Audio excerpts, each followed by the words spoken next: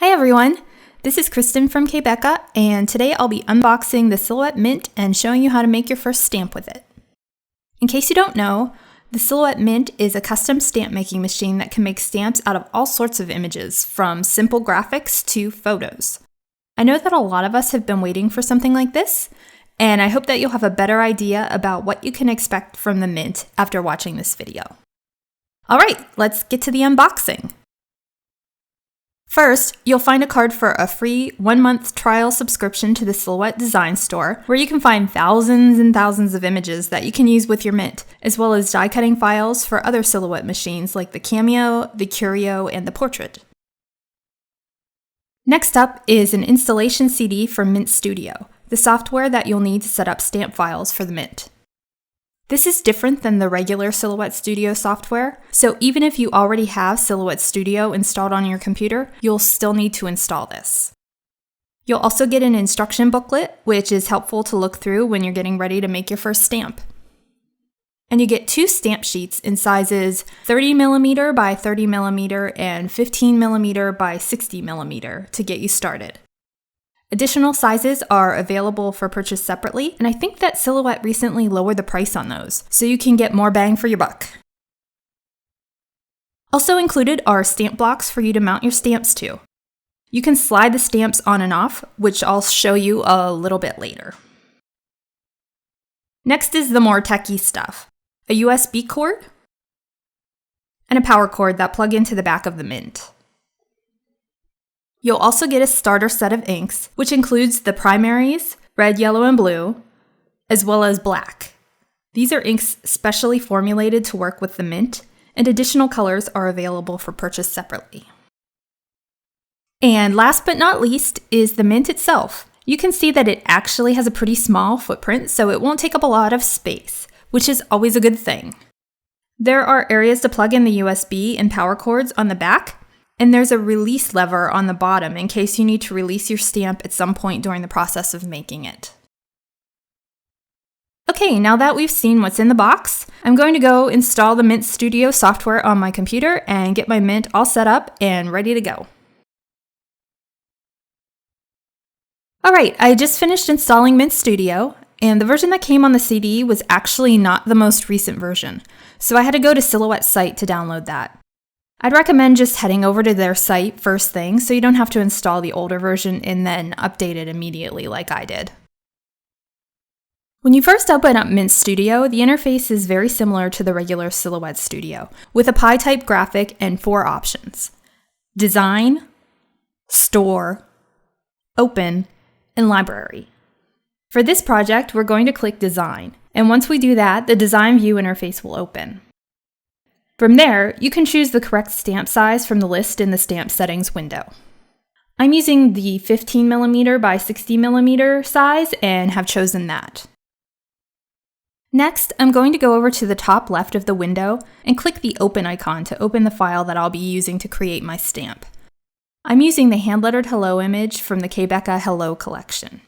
I'll select the file and hit OK to open it up in Mint Studio. When the file opens, all that I can see in the artboard space is the top left corner of the image.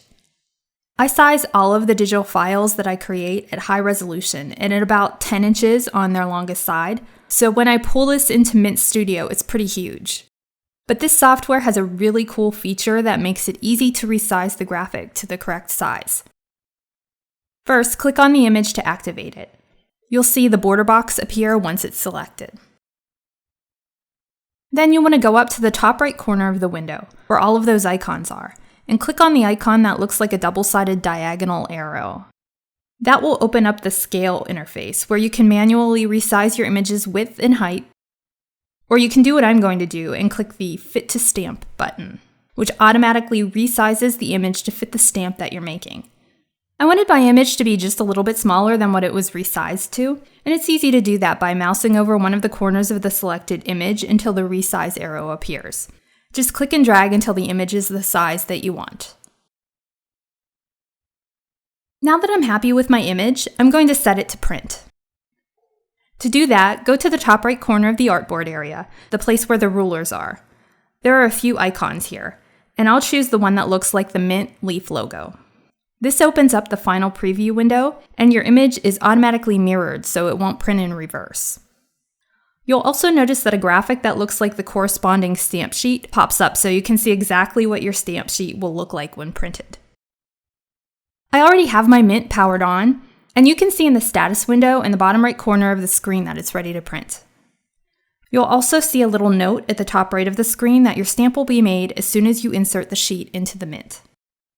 My image is ready, so I'll hit the Start Mint button, and you'll see the status area in the bottom right corner change to Insert 15 by 60 stamp sheet, or whatever size stamp sheet you're using.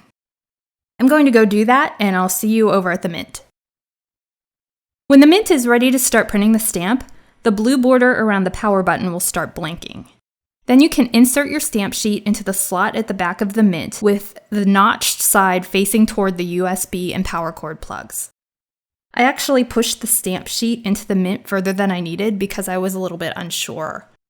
I don't think that you really need to push it in at all. Just place it into the slot and it will feed into the machine when printing starts. I realized when the power light stopped blinking that I may have waited too long to place the stamp sheet into the machine. Or maybe it stopped blinking because I was too forceful when I put the stamp sheet into the machine. I'm not really sure.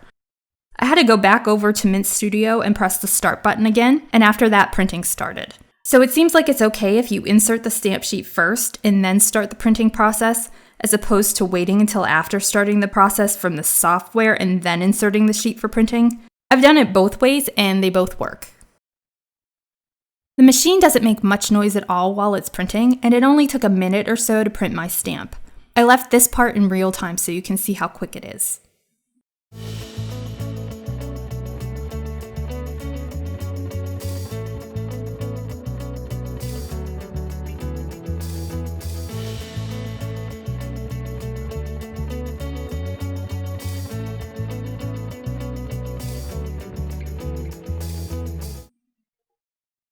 You can see that the printed image is very clear, and I'll fold the cardboard along the perforated lines and tear that piece off of the stamp sheet so I can remove my stamp.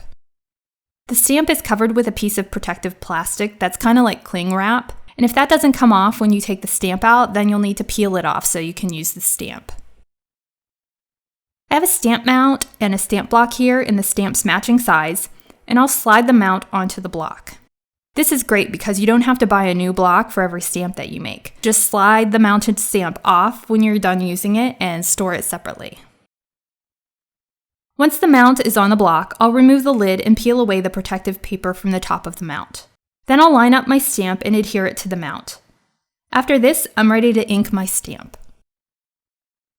I'm using the black ink that came with the Mint for this stamp. And I'm not sure how well you can see this, but I'm covering every part of the stamp image with the ink. You'll see that it sort of sits on top of the stamp. When you're done covering the image with ink, let it sit for 7 to 10 minutes so the ink can absorb into the stamp. Okay, it's been about 8 minutes, and you can see that the ink has definitely absorbed into the stamp to a certain extent. Now we're ready to stamp. As you can see, the first several stamped images will be kind of inky as you're getting all of that extra ink off of the stamp. The number of impressions that it takes to get a clean image will depend on how much ink you added earlier, but I started getting much clearer stamped images by about the 5th time that I stamped it. And by about the 10th time that I stamped it, I was getting images that were clean and crisp.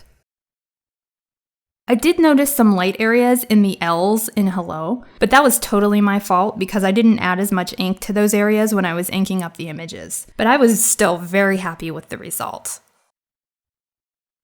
After I'd stamped a bunch of times, I remembered that the stamp mounts come with blank labels, and I stamped my hello onto one of the labels and adhered it to the stamp mount so I'll know in the future which stamp this is.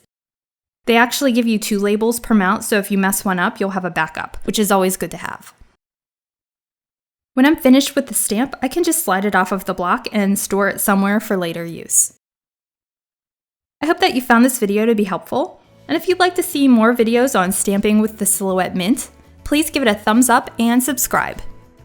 Thanks for watching, and I hope you'll tune in again soon.